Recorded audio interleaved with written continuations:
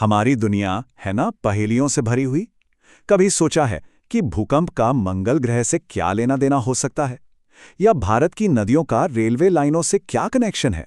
आज हम इन्हीं हैरान कर देने वाले कनेक्शंस को एक एक करके खोलेंगे, जो हमारे इस ग्रह की पूरी कहानी बताते हैं। तो इस सफर में हम 5 पड़ावों से गुजरने वाले हैं। सबसे पहले हम उन अदृश्य ताकतों को समझेंगे जो हमारे ग्रह को चलाती हैं। फिर हम भारत की अनूठी जमीन और उसकी नदियों की कहानी में उतरेंगे। इसके बाद देखेंगे कि कैसे जमीन के नीचे दबे संसाधन और रेल की पटरियां एक दूसरे से जुड़ी हुई हैं। हम ये भी समझेंगे कि पर्यावरण पर हमारा क्या असर हो रहा है, और आखिर में देखेंगे कि कैसे प्रकृति और टेक्नोलॉजी मिलकर भविष्य का रास्ता बना रहे। तो चलिए सफर शुरू करते हैं हमारे पहले पड़ाव से, हमारे ग्रह का इंजन। यहाँ हम उन विशाल ताकतों को जानेंगे जो पर्दे के पीछे रहकर हमारी दुनिया को चलाती हैं और उसे लगातार एक नया रूप देती रहती हैं।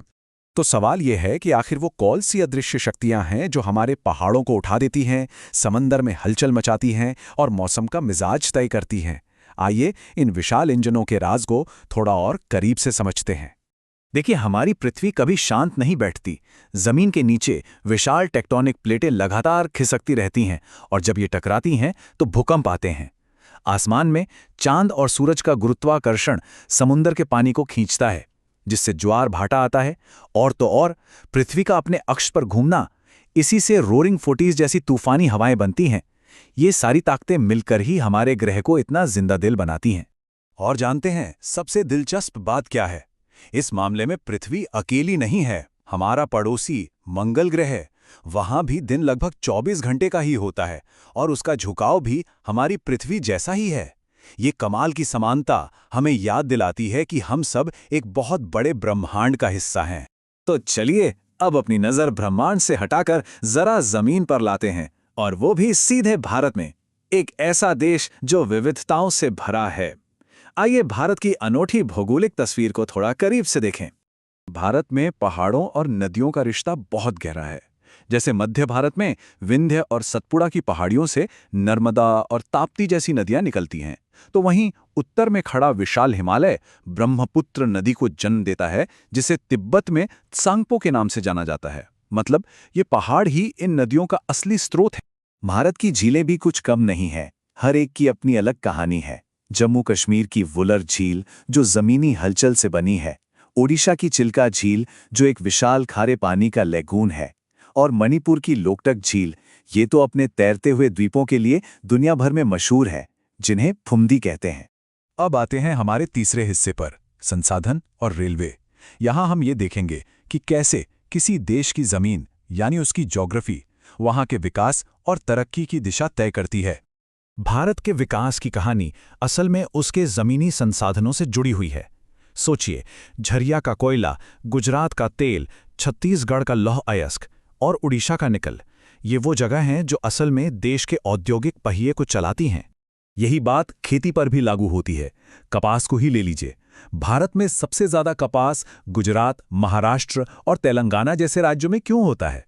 क्योंकि वहां की मिट्टी और मौसम दोनों ही कपास की फसल के लिए एकदम परफेक्ट हैं। लेकिन इन सब संसाधनों को, इस कपास को देश के कोने कोने तक पहुंचाने के लिए क्या चाहिए? इंफ्रास्ट्रक्चर। और इसका एक जीता जागता सबूत है कोंकण रेलवे, इंजीनियरिंग का एक ऐसा चमत्कार जिसकी लंबाई जानते कितनी है? पूरे 760 किलोमीटर।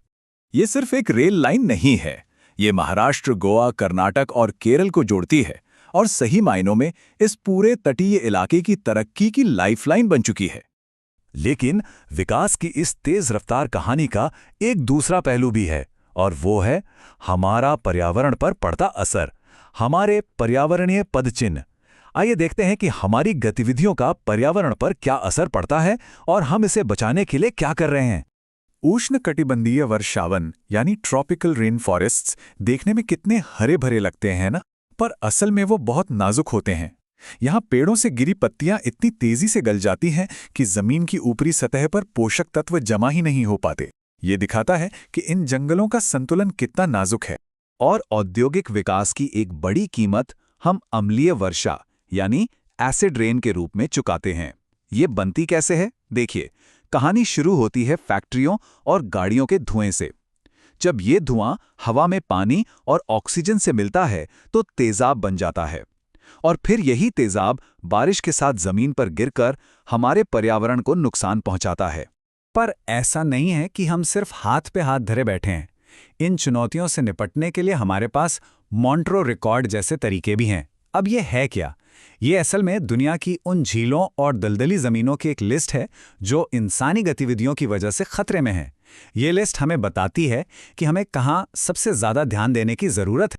तो अब आते हैं हमारे आखिरी पड़ाव पर, नवाचार। मतलब इंसान कैसे प्रकृति से सीखकर और टेक्नोलॉजी का इस्तेमाल करके भविष्य की चुनौतियों का सामना करने के लिए नए नए रास्ते बना रहा है। प्रकृति से बड़ा इंजीनियर और कौन हो सकता है? इसका सबसे खूबसूरत उदाहरण है मेघालय के जीवित जड़ों से बने पुल। यहाँ के लोग रबर के पेड़ों की जड़ों को इस तरह से दिशा देते हैं कि वो धीरे धीरे नदी के आर पार जाकर एक पुल बना लेती हैं। और सबसे अच्छी बात, ये पुल समय के साथ और भी मजबूत होते जाते हैं। तो एक तरफ है प्रकृति की सदियों पुरानी इंजीनियरिंग और दूसरी तरफ है आज का आधुनिक विज्ञान। बायोरेमेडिएशन एक ऐसी ही कमाल की तकनीक है। इसमें हम प्रदूषण को साफ करने के लिए छोटे छोटे बैक्टीरिया का इस्तेमाल करते हैं और कभी-कभी तो जेनेटिक इंजीनियरिंग की मदद से इन बैक्टीरिया को और भी ज्यादा शक्तिशाली बना दिया जाता है। और आज की टेक्नोलॉजी तो हमारी जिंदगी में ऐसे घुल मिल गई है कि हमें पता भी नहीं चलता। जीपीएस को ही देख लीजिए, हमारे मोबाइल फोन, हमारे बैंक के काम, बिजली के ग्रिड और हमारी हर यात्रा, चाहे वो हवा में हो, समंदर में या जमीन पर, सब कुछ इसी अदृश्य तकनीक पर निर्भर है जो आसमान से हमारा मार्गदर्शन करती है। तो कहाँ से शुरू किया था हमने? जमीन के नीचे की प्लेटों से। और कहाँ पहुंच गए? आसमान में घूमते सैटेलाइट्स तक। सब कुछ एक दूसरे से जुड़ा है ना?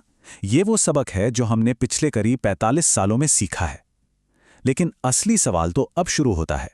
एक बेहतर भविष्य बनाने के लिए आने वाले 45 सालों में हमें कौन सी नई पहेलियां सुलझानी होंगी? ये एक ऐसा सवाल है जिस पर हम सबको मिलकर सोचना होगा।